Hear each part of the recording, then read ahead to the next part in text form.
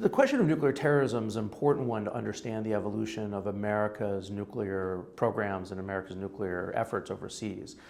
During the Cold War, the United States and Russia, Soviet Union, actually cooperated quite well in preventing third countries from getting nuclear weapons and nuclear materials. The concern was that that would complicate our relationship, but also that those countries might not be very effective at controlling and securing those materials, and they could leak.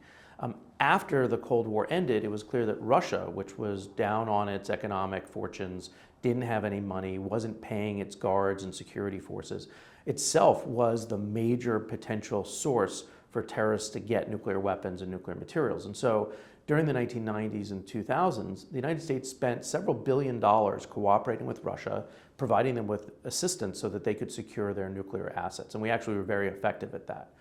Under the Obama administration, during the 2009-2017 period, we actually spent a tremendous amount of effort getting countries to focus on the terrorism threat as it related to nuclear weapons. We convened 4 nuclear security summits. Presidents and prime ministers and national leaders alike all focused in on this and drove major decisions in their countries to get rid of nuclear materials, to secure them at a high level, while at the same time we were trying to defeat terrorist organizations and networks like Al-Qaeda and ISIS. And so for, I would say, the last 10 years, nuclear terrorism was on par with nuclear deterrence and non-proliferation as an objective. I think now the terrorism threat, the nuclear terrorism threat, is a little less severe than we thought in the past. We've been largely, I wouldn't say successful, but we've made a lot of progress in securing nuclear materials.